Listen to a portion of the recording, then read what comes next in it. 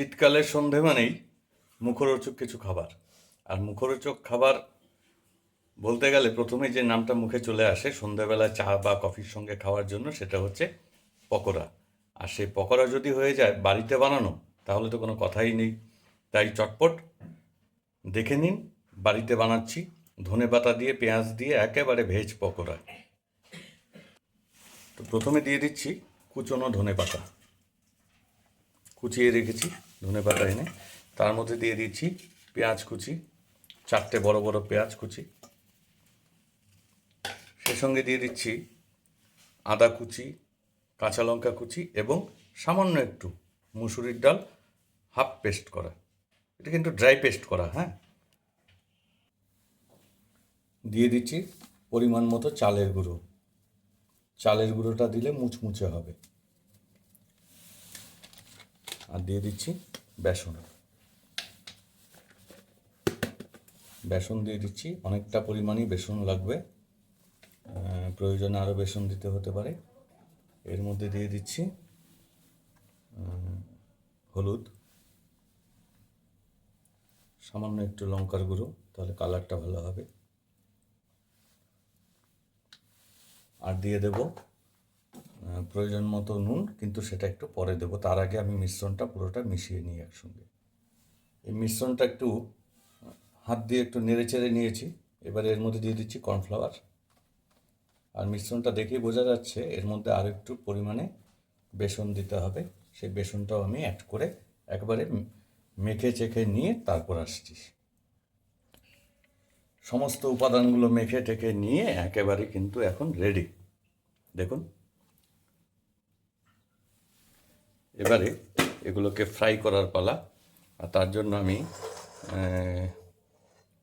কড়াইয়ের মধ্যে সাদা তেল দিয়ে দিয়েছি। আর এখানে কিন্তু কড়াইটাকে গরম হওয়ার অপেক্ষা করিনি আমি, কারণ পকোড়াগুলোকে ডিপ ফ্রাই করতে হবে। আর ডিপ ফ্রাই করতে গেলে প্রথম থেকে যদি তেলটা যদি খুব বেশি গরম হয়ে যায়, তাহলে কিন্তু পকোড়ার ওপর সাইডটা পুড়ে যাবে, কিন্তু ভেতরটা কিন্তু ফ্রাই হবে না। তার জন্যই ঠান্ডা কড়াইতে তেল দিয়েছি। এখন আমি ওভেনটাকে জ্বালিয়ে দিচ্ছি। তেল গরম হয়ে গেছে, দেখতে পাচ্ছ। এবারে আমি এই ছেড়ে দিলাম পকোড়া। আর স্টিমটা কিন্তু লো টু মিডিয়াম হাই, আগেই বলেছি। একেবারে কড়া স্টিমে এটা করবো না। কড়া স্টিমে করলে উপরটা পুড়ে যাবে, বাট ভেতরটা কিন্তু কাঁচাই থেকে যাবে।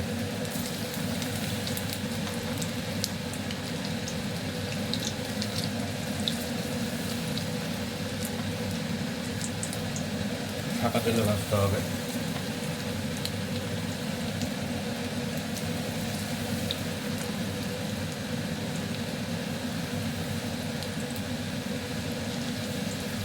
বাইরের রাস্তার ধারে যে পকোড়া পাওয়া যায়, সেগুলো কিন্তু অতটা হাইজেনিক নয়। তাই বাড়িতে বানিয়ে পকোড়া খেলে অবশ্যই সেটা অতটা ক্ষতি করবে না।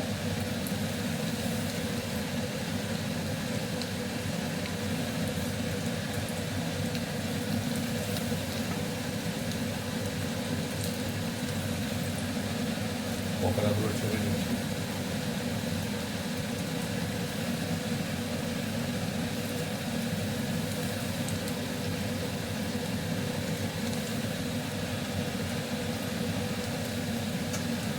পকোড়াগুলো ভাজা হতে থাকো, ভাজা হওয়ার পর ফিরে আসছি। পকোড়াগুলোকে উল্টে পাল্টে বেশ ভালো করে লাল করে ভেজে নিচ্ছি, না হলে কিন্তু মুচমুচে হবে না। আর স্টিমটা কিন্তু একেবারে লো টু মিডিয়াম হাই, যত সম্ভব কমিয়ে নিয়ে এটাকে ফ্রাই করতে হবে। তাহলে ভেতরটাও ফ্রাই হবে খুব, আর খেতে হবে মুচমুচে এবং দারুণ সুস্বাদু। ফাইনালি হয়ে গেল, দেখো, ভেজ পকোড়া। এবারে এগুলোকে নামিয়ে নিচ্ছি। এবারে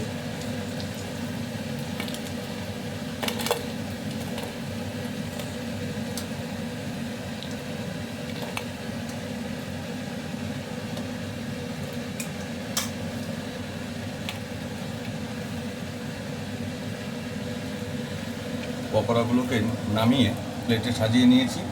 দেখেই কিন্তু খুব লোভনীয় লাগছে। এবারে চা হোক বা কফি, একেবারে জমে ক্ষীর ভেজ পকোড়া। ধন্যবাদ।